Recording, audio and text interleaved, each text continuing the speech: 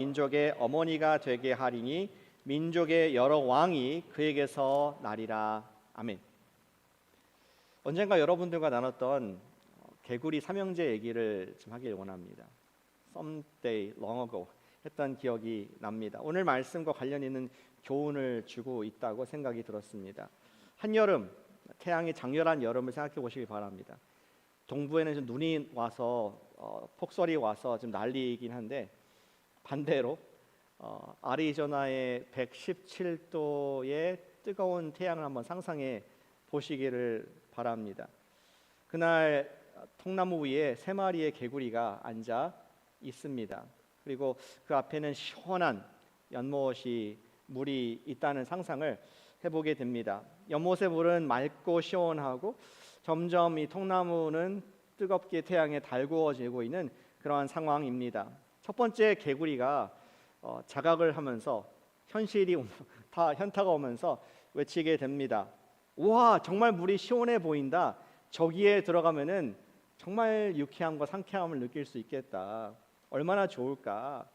그러자 우리 공감을 할 수 있는 개구리, 두 번째 개구리가 말했습니다.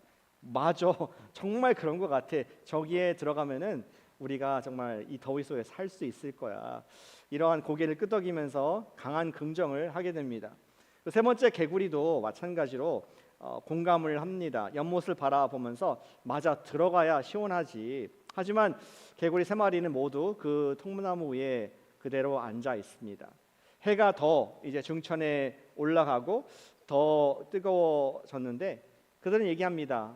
조금만 더 기다렸다가 들어가자. 아직은 괜찮아. 그리고 솔직히 좀 귀찮아.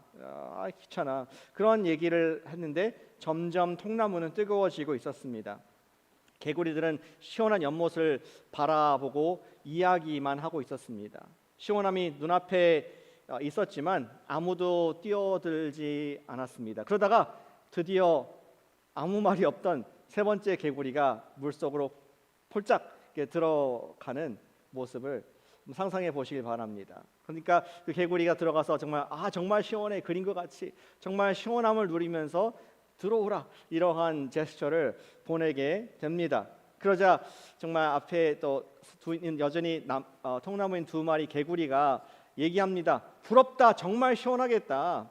하지만 여전히 그들은 뛰어들지 않았습니다. 영화부에서 해야 될 얘기를 여기서 하고 있을까요?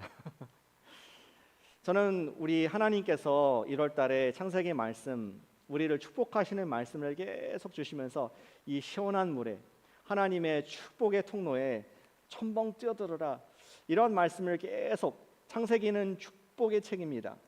Book of Blessing, 계속 복을 말씀하고 계십니다. 그리고 하나님의 약속 위에 우리의 한 해를 세워갈 때에 우리의 삶이 반석인 이 말씀, 반석이신 예수님 위에 든든하게 서갈 것이라는 그런 확신을 가지고 저는 말씀을 전하고 여러분 말씀 듣고 있습니다. 그런데 우리가 이 복을 앞에 시원한 연못이 있는 것과 내가 직접 그 못에 들어가는 것과는 다른 단계의 일인 것을 우리는 좀 기억해 보자는 의미에서 이 우화 같은 이야기를 나누고 있습니다. 하나님께서는 광야 같은 세상에서 이 세상에 사는 우리에게 냉소와 같이 시원한 우리를 복 주시기 원하는 말씀을 하고 계시는데, 우리가 먼 발치에서 좋은 말씀이네, 아브라함 때 그런 일이 있었구나, 좋겠다, 나도 좋겠다, 이러한 바램만 얘기하고 있다면은 아무리 좋은 시원한 연못이 있더라도 나와는 아무 관계가 없는 그러한 그림의 떡일 수밖에 없을 것입니다. 우리는 반드시 주님의 약속을 누구의 것으로? 나의 것으로 claim, 주장을 하고 또 그 시원한 물속에 들어가는 순종을 할 때에만 우리는 정말 듣는 자가 아니라 이 복을 받는 수혜자가 될 줄로 믿습니다. 오늘 말씀, 우리 약속 시리즈의 말씀 중에 하나인데요, 약속하신 복을 받으려면, 그 말씀을 내 것으로 내가 풍덩 빠시려면은 어떻게 할 것인가?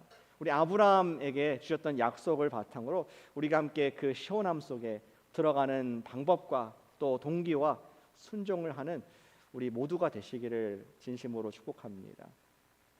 오늘 이야기 두 가지 교훈이 있습니다. 약속하신 복을 받으려면은 먼저 하나님의 번성의 복을, 하나님 번성의 복을 약속하신다는 것을 우리 다시 볼 수 있어야겠습니다. 먼저 기부하는 분이 있어야지 받지 않겠습니까? 하나님께서는 번성의 복을 약속하신다는 것을 첫 번째 포인트로 잡았습니다. 하나님께서 지난 12장, 15장 그리고 오늘 17장에서 세 번째로 아브라함과 약속, 복의 약속을 하시는 장면을 우리는 만나게 됩니다. 지난 주에 12장에서 하나님께서 처음 이제 입을 떼시면서 복을 약속하지 않았습니까? 너는 떠나라. 내가 지시하는 곳으로 떠나라. 어딜 떠나라고요? 지금 우르, 우상이 있고 세상이 있고 바벨탑이 있는 우르를 떠나서 복의 장소를 약속하시는, 가나안 땅을 보여주면서 이곳이 내가 널 복을 줄 장소이다, 그렇게 말씀한 것을 12장에서 우리가 읽었습니다. 기억나시죠? 그리고 우리 주중에 15장에서 하나님께서 또 한 번 만나 주십니다. 아직까지도 막 확신이 없는 아브라함을 텐트 밖으로 나와서 하늘의 별을 보여주십니다. 그리고 저 많은 무수한 벨벳에 있는 뿌려진 다이아몬드 같이 저 많은 무수한 별들 같이 너의 자손에게 이 복을 주겠다. 복의 사람들에 대해서, 복의 장소를 말씀하신 하나님께서 복의 사람들을 말씀하시면서 너가 그 통로가 될 것이다. 그러한 번성의 복을 또 한 번 말씀해 주셨습니다. 그리고 오늘 17장에서 하나님께서 세 번째로 찾아오시면서 번성의 복을 재확인해 주시는 말씀을, 그 약속을 우리에게 주고 있습니다. 1절부터 보실까요? 아브라함이 이제 99세가 되었습니다. 처음 만났을 때는 75세였는데 이제 24년의 시간이 흐른 99세가 되었을 때라고 설정해 주고 있습니다. 24년간 아브라함에게 약속의 말씀을 계속 보여주셨고 시원함을 말씀해 주셨습니다. 그리고 이제 하나님께서 세 번째 찾아왔을 때는 지금 이제 도장을 찍자, 이제 지금까지 한 약속들을 너가 액션할 차례이다. What do you say? 여기 어떻게 할 것인가 하는 그런 마음으로 하나님께서 1절에 이런 말씀하십니다. 나는 전능한 하나님이라. Almighty God. 나는 내가 약속한 모든 것을 행할 능력이 있는, 모든 것 위에 뛰어난 하나님이다. 너는 내 앞에서 완전하게 행하여 완전하라. 이제 나는 너에게 줄 수 있는 모든 것들을 다 전능한 하나님으로서 약속을 했는데 It's your turn. 이제 문서를 돌리면서 너가 행하여 이 계약을, 이 언약을 완전하게 실제로 일어날 수 있도록 너가 그것을 시행하라. 하나님은 이제 아브라함에게 차례가 되었다. 약속받는 것을 행하여, 약속을 받는 것을 행하여 하나님과의 약속이 의미 있게 이루어지게 하라. 내 앞에서 행하여 완전하라. 그러한 지금 어퍼를 하고 계신 것을 볼 수 있습니다. 그리고 이것을 이제 사인하기 전에 마치 항상 딜을 할 때에는 어퍼 레터를 다시 한번 보면서 디테일을 읽듯이 2절에 하나님께서 지금 무슨 약속을 하셨는지 우리에게 상기시켜주고 있습니다. 내가 내 언약을 나와 너 사이에 두어 너를 크게 번성하게 하리라. 다시 지난주를 리마인드합니다. 하나님께서 아브라함에게 약속하신 것은 너의 집을 크게 하고 많은 토지를 주고 너가 왕이 되고 다스릴 것이다. 이런 세상의 바벨론의 우르의 복이 아니었습니다.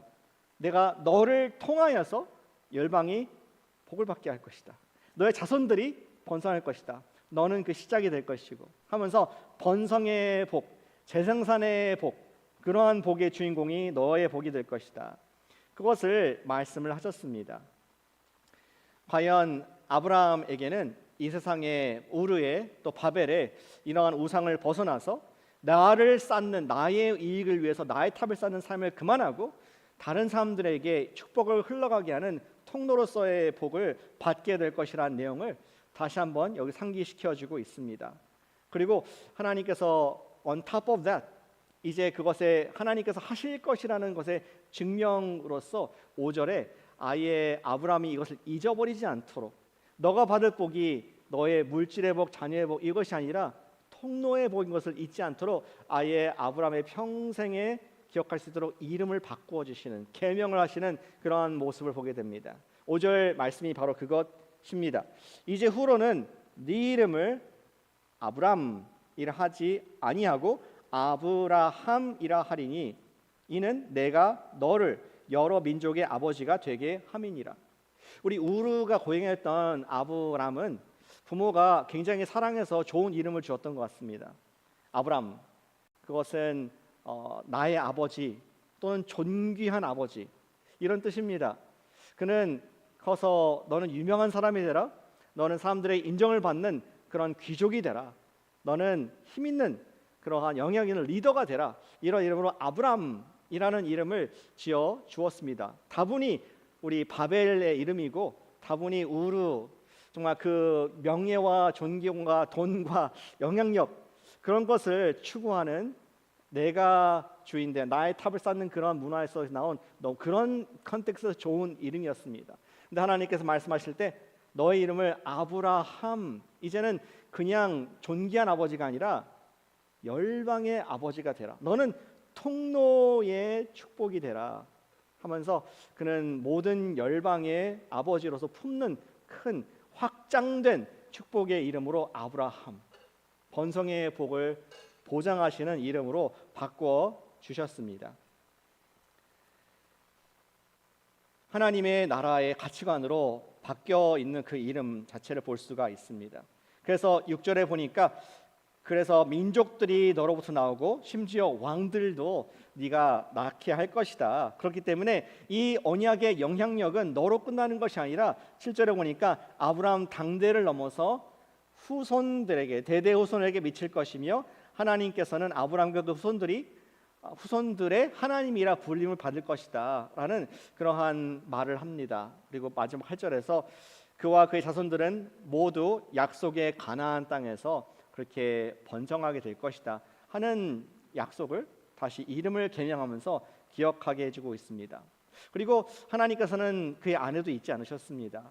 남편의 이름을 개명한 하나님께서 마찬가지로 아브라함의 아내 사레의 이름도 바꿔 주십니다. 15절 말씀을 보시겠습니다. 하나님이 또 아브라함에게 이르시되 내 아내 사레는 이름을 사레라 하지 말고 사라라 하라. 원래 이 우르에서 결혼했지 않습니까? 그 사레라는 뜻은 굉장히 우아한 이름이었습니다. 사레, 쌀가 통치자라는 뜻인데 사레 하면은 나의 공주님. 그래서 어쩌면 여러분들 따님들을 사라라고 많이 쓰는지 모르겠습니다. 공주님, my princess, 내 여주인. 어떠한 왕이 되는 이름, 권력자의 이름, 존귀한 이름, 그것이 사레였습니다. 그런데 하나님께서 사레도 고쳐주십니다. 더 이상 사레로 너의 중심, 바벨 중심, 이런 우르 중심이 아니라, 우상 중심이 아니라 탑산 인생 하지 말고 너의 이름은 사라라고 바꿔라. 그것은 열방의 어머니, 확장된 이름을 주면서 아예 너는 그런 통로의 축복을 다른 사람들을 유익하게 하는 그러한 여성의 이름을 갖게 될 것이다. 이런 아름다운 이름으로 하나님께서 축복하면서 바꾸어 주신 것을 볼 수가 있습니다.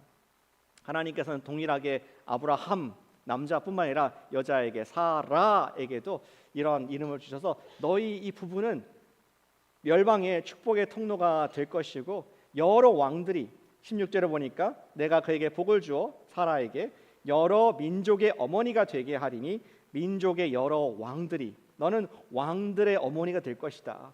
이런 엄청난 규모의 비전을, 창대한 복을 두 사람에게 준 것을 보여주고 있습니다. 주님께서는 아브라함의 영적인 후손들에게 누구입니까? 아브라함의 영적인 후손들에게도 우리들에게도 동일한 번성의 복을 주신 줄로 믿으시기를 축복합니다. 아멘 하신 분들만 받으시길 축복합니다. 다시 기회를 드릴까요? 아브라함의 영적인 후손들인 우리들에게도 주님께서는 번성의 복을 주신 줄로 믿습니다. 아멘. 모두 다 아멘 하시길 바랍니다. 그것은 부활의 주님, 교회의 주인이신 예수님께서 그 약속을 다시 한번 확인해 주셨습니다. 잘 아시는 말씀인데 마태복음 28장 19절 말씀을 우리 또박또박 함께 읽어보겠습니다. 화면에 띄워주시고요. 함께 읽겠습니다. 그러므로 너희는 가서 모든 민족을 제자로 삼아 아버지와 아들과 성령의 이름으로 침례를 베풀고 내가 너에게 분부한 모든 것을 가르쳐 지키게 하라. 볼지어다 내가 세상 끝날까지 너희와 항상 함께 있으리라 하시니라. 아멘. 예수님께서 말씀하십니다. 우리가 영향을 끼칠 대상은 너희 배우자, 너희 자녀, 너희 사회, 너희 민족, 너희 나라 정도가 아니라 너희는 모든 족속으로, 모든 민족으로 제자를 삼아라는 그러한 영향력의 번성의 복을 여러분들에게, 예수 믿는 우리에게 주신 줄로 믿습니다. 흥분되지 않습니까? 아니, 나 같은 사람 중에서 코리안 영어도 잘 못하고 스페니쉬는 더더욱 못하고 이런 나이인데 하나님께서 나에게 모든 민족에게 영향을 미치는 자리로 불러주셨다. 흥분되지 않습니까? 하나님께서 적어도 우리의 그런 복을 약속하신다는 것을 보게 됩니다. 저는 이것을 말할 때 하나님 사이즈의 비전이다. 여러분들의 비전은 무엇입니까? 하나님 집 사게 해주세요. 하나님 우리 자녀 좋은 대학 가게 해주세요. 하나님 제가 올해는 승진하게 해주세요. Your God is too small. 하나님께서는 모든 민족을 제자를 삼으라고 말씀하시면서 우리에게 그분 사이즈의 꿈을, 그분 사이즈의 복을 주기 원하시는 예수님의 마음을 우리는 읽을 수 있습니다. 모든 민족을 제자 삼는 예수님의 제자 되시기를 축복합니다. 여러분들이 받을 마땅한 복인 줄로 저는 믿습니다. 저는 이번 달부터 새로 모이는 우리 예담셀을 보면서 예담셀, 예수님 닮은 이 뜻이겠죠? 그 셀을 보면서 참 너무 아름답다, 너무 귀하다. 베이비셀인데 이제 새로 생기는 셀인데 참 귀하다는 생각을 하게 됩니다. 주님께 참 기뻐하시겠다. 작년에 그 셀 리더 그분들을 이렇게 그 셀 리더로 훈련하면서 대화를 많이 했습니다. 근데 셀 리더 걱정을 좀 표현하더라고요.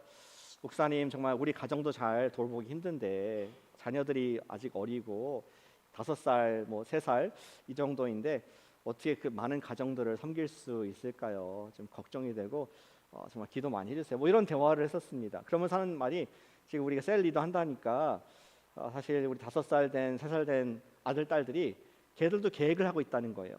이제 우리 집에서 모일 텐데 우리 장난감을 어떻게 나눠 쓸 수 있을까? 어떻게 모임을 해야 될까? 아니 벌써 아이들이 셀 리더가 된 겁니다. 그래서 그랬어요. 우리 아이들이 엄마 아빠보다 낫다, 믿음이 크다. 일단 그 생각하는 것 자체가 내 장난감, 우리 집, 나의 시간이 아니라 어떻게 이것을 좀 나눠 쓸까? 어떻게 다른 친구들하고 정말 베풀어서 그들도 우리 함께 사랑을 느낄 수 있을까? 그 마음을 보면서 야, 벌써 엄마 아빠의 믿음을 통해서 이 아이들의 믿음이 사이즈가 커졌구나. 어떤 아이들 5살짜리 그런 생각할 수 있을까? 부모가 셀 리더인 그런 가정만 생각할 수 있는 줄 믿습니다. 하나님께서 우리에게 우리의 생각을, 우리의 지경을 넓혀주시면서 너희는 너희의 작은 가정만을 위해 사는 사람들이 아니라 내가 너를 택한 이유는 너를 통해서 모든 민족이 예수님을 믿게 되는 복의 통로로 삼겠다. 그러한 복을 여러분들 각자에게 주신 줄로 믿습니다. 모든 분들이 셀 리더가 되라는 말씀은 아닙니다. 나에게 주신 영향력 있는 사람들에게 어떻게 내가 예수님의 이 복을 흘러가게 할 것인가, 그것을 우리가 동참할 때에 예수님의 비전이 나의 비전이 되고 하나님의 크기의 그러한 약속이 나의 것이 될 때에 여러분들은 그 복의 주인공, 물에 뛰어드는 개구리가 되실 줄로 믿습니다. 약속하신 복을 받으려면은 하나님의 생각, 하나님의 비전, 하나님의 꿈을 나의 것으로 만들 수 있어야 하겠습니다. 올해 나의 복을, 예수님 믿는 이 신앙을 내가 공유할 수 있는, 제자 삼을 수 있는 분이 누구일까? 기도하는 것 자체가 여러분들을 하나님께 주신 마음을 품는 그런 복의 통로가 되는 줄로 믿습니다. 누구를 위해 기도할 수 있을까요? 누가 내가 제자를 삼고 누가 누구에게 예수님을 소개할 수 있을까요? 하나님께서 여러분들을 향해 갖고 계신 놀라운 계획들이 하나하나 이루어지는, 그것이 가시화가 되는 그러한 아브라함의 복의 주인공 되시기를 진심으로 축복합니다. 예수 제자의 비전을 갖자는 것입니다. 주님, 나를 통해서 어떻게 쓰시겠습니까? I'm available. 주님, 사용해 주시옵소서. 약속하신 복을 받는 주인공 되실 줄로 믿습니다. 그리고 아브라함은 두 번째, 하나님께 주신 방법을 알게 됐습니다. 어떻게 하면은 이 축복의 약속이 나의 것으로, 번성의 복이 나의 복이 될까 하는 것을 우리 이야기 통해서 계속 볼 수 있게 됩니다. 아브라함과 사라에게 통로의 복을 약속하신 하나님께서는 이제 그들에게 반응을 요구하십니다. 직접적으로 더 반응을 요구하십니다. 9절에 보시길 바랍니다. 그런즉 너는 내 언약을 지키고 내 후손도 대대로 지키라. 저는 이 말씀 보면서 그러한 그림이 좀 그려집니다. 마치 남자가 여자에게 드디어 청혼을 하는 그러한 픽처 같이 느껴집니다. 어찌 보면은 창세기 12장부터 17장까지 아브라함과 사라가 연애를 해왔습니다. 영어로 courtship이라고 그러죠. 결혼할 것을 전제로 해서 좀 이렇게 교제하는, 알아가는 관계를 쭉 맺어 왔습니다. 하나님께서 정말 아브라함에게 낯선 하나님인데 그를 고향에서 빼내 가지고 그를 데이트 장소로 가나안으로 이끌어 주셨습니다. 그에게 많은 것들을 약속해 줬죠. 이 땅을 너와 너희 자손들에게 다 주겠다. 하늘의 별을 보내주면서 내가 너를 통해서 번성의 복을, 자녀의 번성의 복을 이렇게 셀 수 있으면 너 자손도 셀 수 있을 것이다. 그런 복을 약속해 주면서 사랑의 밀당을 좀 했던 것 같아요. 근데 때로는 아브라함과 사레가 또 하나님을 믿지 못해서 실수도 하지 않았습니까? 범죄를 했습니다.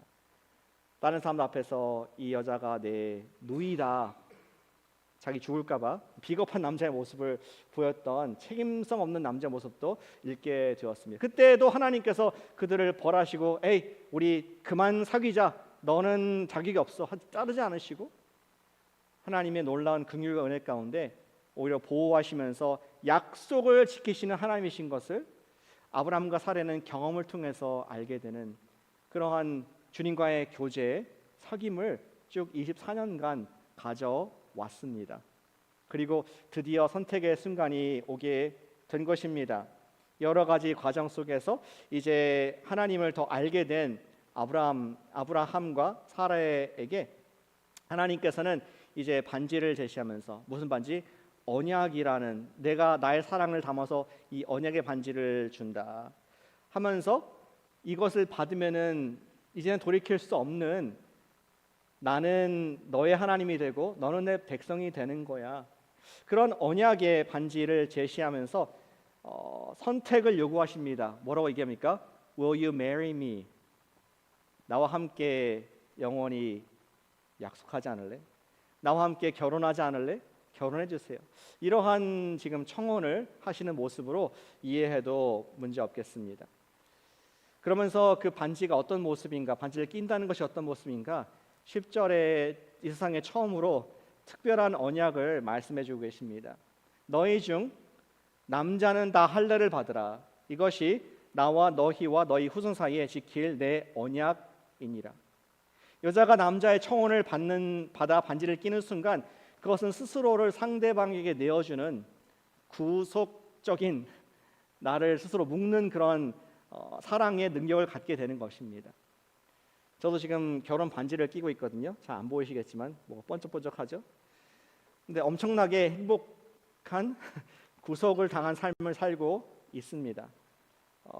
좀 귀찮은 거지. 남자는 비타민 먹는 거 귀찮은데 아내가 비타민을 먹으라면은 먹어야죠. 반드시 먹어야 됩니다. 아내가 도움을 필요로 하면은 도와줘야 됩니다. 아무리 바빠도 열려놓고 도와줘야 합니다. 아내가 원하는 건 다 해줘야 됩니다. 쇠고랑, 결혼 반지를 꼈기 때문에 반드시 그것을 다 해줘야 되는 것이 우리 결혼의 아름다운 반지의 약속, 구속력 있는 사랑의 언약 아니겠습니까? 진짜 행복합니다. 이제 하나님께서는 사랑의 복의 통로가 되라라고 아브라함과 사라에게 지금 제시하시면서 영적인 결혼 반지인 할례를 받을 것을 요청하시는 것입니다. 그것을 할례를 행할 때마다 그들은 자신들이 하나님의 복의 수혜자, 하나님의 백성인 것을 몸에 지니고 기억을 할 것이었습니다. 나는 하나님 백성이구나, 하나님은 나의 하나님이구나, 임을 평생 기억하는 이 할례가 이 언약의 영수증, 언약의 증거가 될 것이었습니다. 그리고 하나님께서는 할례를 어떻게 행할지 구체적으로 11절부터 14절 사이에 설명해 주셨습니다. 11절 보시니까 남성의 성기에 포피를 베는 행위로서 12절 대대로 너희 집안의 모든 남자가 태어난 지 8일 만에 할 것이다 얘기합니다. 이 할례는 몸에 칼을 대는 행위로서 평생 살아가면서 이 상처가 남기 때문에 평생 살아가면서 잊지 못할 약속의 증거가 몸에 남는 것이었습니다. 또한 할례는 자세히 보시니까 아브라함의 자손뿐만 아니라 그 집에 있는 모든 남자들, 모든 이방인, 자유인, 돈으로 산 종들까지 포함이 되는 그러한 포괄적인 약속이었습니다. 아브라함의 집과 그들의 자손들의 집에 영향력 있는 모든 사람들에게 하라고 말씀하시면서 14절에 그것을 행하여 하나님의 백성, 언약 백성임을 스스로 기억하라. 그것이 하나님의 약속을 내가 thank you, yes I do, 결혼하겠습니다 한 수락의 증명서가 될 것이라는 말씀을 우리 9절에서 이어서 하고 있습니다. 우리 얘기를 해볼까요? 우리 그리스도인들은 비록 유대인들은 아니죠. 유대인들은 아니지만 여전히 영적인 우리 믿음의 조상 아브라함의 믿음의 빅 텐트 안에 있는 영적인 이스라엘인 줄로 믿습니다. 하나님 백성들인 것입니다. 아브라함을 통하여 다윗이 나왔고, 다윗을 통하여 예수 그리스도가 나왔고, 예수님을 나의 구세주와 주님으로 믿은 모든 사람들을 우리는 아브라함의 믿음의 빅텐트 아래서 하나님의 똑같은 아들, 딸의 권세를 우리가 가졌음을 믿습니다. 그래서 우리도 그런 면에서 영적인 아브라함의 후손이라고 할 수 있습니다. 그러나 유대인들과 우리가 다른 것은 예수님께서 오신 이후로 예수님께서는 구약의 모든 할례를 포함한 모든 말씀들을 완성해 시켜 주셨기 때문에 우리는 문자적으로 육체적으로 할례를 받을 필요는 없습니다. 그리고 또한 바뀐 것은 아까 영적인 아브라함의 자손이 됐기 때문에 남성들에게만 국한된 것도 아닙니다. 이것을 저는 어떤 연구에서 얻은 것이 아니라 성경 말씀에 그대로 있는 것입니다. 우리 구약의 말씀에 정통한 바울 선생님께서 우리가 변화된 것을 영적인 의미를 이해하기 위해서 당신의 서신서에서 기록해 주었는데 같이 한번 보시면 좋겠습니다. 우리 말씀에 로마서 2장 28절 29절 말씀인데요. 새 번역 성경으로 가져와 봤습니다. 같이 한번 읽어보실까요? 시작.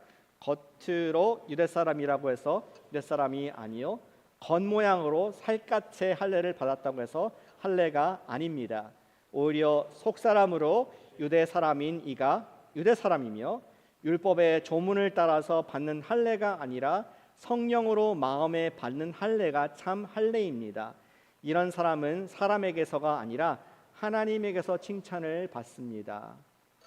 참 유대인이 누구인가 말씀하면서 단순히 이스라엘의 국적을 갖고 있다고 해서 지금 그 사람들 유대인이 아니고 하나님을 기쁘시게 하고 하나님에서 입장에서 보실 때 참된 유대인은 누구냐? 율법 조문이 아니라 성령으로 마음에 한 우리의 속사람, 겉의 몸이 아니라 속사람이 성령님의 인치심을 받은 그 사람이 참 할례를 받은 것이고 그런 사람들을 하나님께서 아들, 딸로 권세로 말씀하신다는 것을 바울 선생님이 말씀하고 있습니다. 속사람이 성령의 할례를 받아야 한다는 것입니다. 이 말씀은 예수님을 믿어 성령께서 주시는 구원의 확신을 받은 것을 말하는 것입니다. 마음으로 예수님을 나의 모든 죄를 용서하신 하나님의 아들로 믿고 입술로 예수님 나의 구세주 주님이십니다 영접한 사람들, 그로 말미암아 성령님을 선물로 받아서 내주, 지금도 내주 임재하시는 성령님이 그 마음에 계신 분들, 그분들이 바로 할례를 받은 참된 아브라함의 후손 유대인이라는 것을 우리는 성경에서 명확하게 말씀해주고 있습니다. 너무 아름답지 않습니까? 구약의 이 놀라운 창세기의 말씀이 나에게, 우리에게, 예수님의 제자들에게 연결되는 아름다운 말씀 보면서 참 감격을 받습니다. 우리 마음속에 일어난 영적 할례를 증명하기 위해서 성령님이 계시는데, 그것을 이제 겉으로 나타내라고 예수님께서 말씀하십니다. 그것은 침례를 받는 것입니다. 우리 비록 할례를 하지 않지만 내 마음속에 이미 성령이 계신 것을 겉으로 표현하기 위해서 침례를 받는 것으로 우리 바울이 얘기했습니다. 역시 갈라디아서 바울의 글 갈라디아 3장 27절 29절 말씀을 제가 읽어보겠습니다. 누구든지 그리스도와 합하기 위하여 침례를 받는 자는 그리스도로 옷 입었느니라. 침례를 받을 때, 믿는 자, 신자의 침례를 받을 때 여러분들은 그리스도의 옷으로 입었다고 얘기를 비유하고 있습니다. 너희는 유대인이나 헬라인이나 종이나 자유인이나 남자나 여자나 다 그리스도 예수 안에서 하느니라. 예전에는 남자, 포피, 베고 이런 것이지만 이제는 관계없이 모든 사람들, 남자나 여자나 다 그리스도 안에서 하나다 말씀을 하십니다. 너희가 그리스도의 것이면은 보십시오. 아브라함의 자손이요, 아까 말한 언약, 약속대로 그 복을, 유업을 이을 상속자가 되신 줄로 믿으시기를 축복합니다. 그 복이 여러분들의 것이라는 것을, 우리 그리스도로 침례로 옷 입은 자들의 것인 것을 말씀해 주고 있습니다. 우리가 하나님의 약속을 Thank you, I will marry you, I do, I love you, 그러한 증거로 받아야 할 할례는 육체의 할례가 아니라 마음의 할례, 즉 예수님 믿음으로 말미암아 주로 시인하는 고백입니다. 그리고 이제는 그것을 외적으로 표현하는 예수님께서 말씀하신, 명령하신 믿는 자의 침례를 받는 것입니다. 또 이렇게 얘기할까요? 믿는 자의 세례를 받는 것입니다. 제가 이렇게 강조한 이유는 유아 세례는 참된 세례, 참된 침례가 아니라는 교회 역사 가운데 나왔던 의식이었다는 것을 말씀을 드리고, 성경적인 것은 아닙니다. 예수님의 믿는 침례는 구약 때 유대인처럼 받았던 것이 모든 남자들만 받았던 것이었지만, 유대인, 헬라인, 종, 자유자, 남자, 여자 모든 민족을 다 포함하는 믿음의 빅텐트가 하나님의 비전인 것을 우리에게 이 아침에 설명해 주고 계십니다. 쉽게 말해서 우리가 하나님의 복음의 약속을 수락한다는 증명서, 영수증은 바로 신자의 침수 침례입니다. 사랑하는 여러분, 여러분들은 예수님 믿고 신자의 세례, 신자의 침례를 받으셨습니까? 다시 말해서 지금 여러분들 마음에 결혼 반지를, 예수님과 결혼 반지를 끼고 계신지를 여쭙고 있는 것입니다. 우리가 언약의 반지인 침례를 받으면 우리 마음이 달라집니다. 어떤 분들은 그냥 내가 믿었으면 됐지, 내가 예수님 마음을 믿었으면 됐지, 무슨 굳이 번거롭게 세례나 침례까지 받아야 되는가, 그렇게 생각하는 분이 있을 수 있을 것 같습니다. 그러나 우리가 신자의 언약, 또 주님 앞에서 사인을 하는, 난 당신의 것이고 당신 나의 것입니다, 그러한 침례를 받으면은 사람의 마음이 달라집니다. 아까 그리스도로 옷 입으라 그랬는데 저는 군복이 생각납니다. 한 청년이 있다고 생각해 보세요. 어떤 청년은 나라를 무지 사랑합니다. 자기는 마음속 사랑, 나는 우리나라를 너무 사랑해서 나라에 어려움이 있으면은 나는 나 몸을 기꺼이 던질 마음이 있어. 그런 청년이 있습니다. 또 다른 청년도 있습니다. 그 청년도 말하기를 많은 말을 하지 않지만 군대에 입대해서 나라를 섬깁니다. 명령에 따라 훈련을 받고 생활을 합니다. 둘 다 A, B 청년 다 나라를 사랑하는 애국심이 있을 수 있습니다. 하지만 군복을 입는 순간 그 사람의 삶이 완전히 달라집니다. 소속이 분명해지고 행동 기준이 바뀌며 책임과 순종의 영역이 생기게 됩니다. 또 여기 미국엔 없지만 한국에 가면은 제 군복이 있거든요. 옛날 26개월 그때 이렇게 복무했던 그 기억이 있습니다. 그 오버루크라고 하죠. 제대할 때에 그 부대에 마크가 있고 또 제대했다는 전역했다는 그런 4개의 막대기가 있는 병장, 육군 병장으로서 만기 제대했다는 그것이 있습니다. 근데 그 옷을 보기만 해도 갑자기 애국심이 생깁니다. 이상하지 않습니까? 그때에 근무를 쓰면서 그 우리 GOP 부대 근무를 쓰면서 나를 믿고 형제, 자매, 부모, 내 자식이 없었겠지만 처자식들이 평안하게 잠을 잔다. 세뇌가 된 것 같기도 한데 지금 생각 보니까 이런 말들 쓰는 거 보니까. 근데 그때 그런 자부심이 있었고 나는 우리나라를 사랑합니다. 목숨을 드렸습니다. 그런 고백이 생각나게 하는 것이 군복입니다. 마찬가지로 우리 침례는 그리스도의 제복을 입는 사건과 같은 것입니다. 그 침례의 순간을 기억할 때 이제 나는 내 이름이 아니라 예수님의 이름으로 삽니다. 나는 그리스도인이라는 새로운 이름을 받았습니다.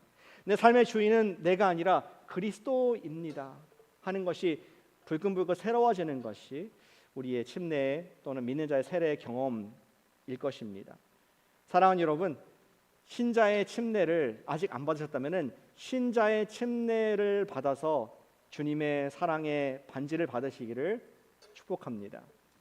우리 주배 보시면 3월 1일 날 침례식이 있습니다. 우리 아직 그런 경험과 간증이 없으시다면 침례 받기를 권장드립니다. 개구리 사진 한번 보여주세요. 개구리 사진. 좀 그래야 리얼할 것 같습니다. 더 이상 머뭇거리지 않으시기를 격려합니다. 더 이상 통나무에만 앉아 있으시지 않으시기를 축복합니다.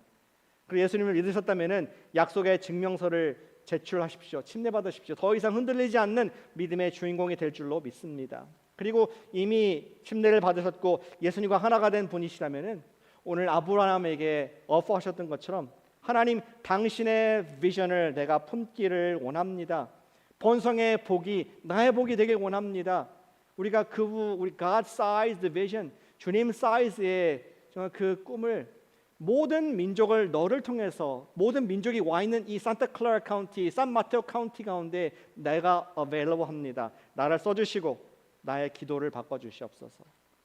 그 시작을 내 직장 동료부터 하게 하시고 우리 이웃과 나누게 하시고 우리 교회에 주시는 영혼들을 또 주님께 이끄는 그러한 복의 통로로 사용해 주시옵소서. 그런 기도를 통해서 여러분들은 그 복을 받는 수혜자가 될 줄로 믿습니다. 예수님의 주시는 제자의 반지를 받아 잡으시고 우리가 어느 해도 경험할 수 없었던 그러한 하나님 사이즈의 기쁨, 하나님 사이즈의 영광을 경험하게 되시는 모든 번성의 복의 수혜자 되시기를 예수 그리스도의 이름으로 축원합니다.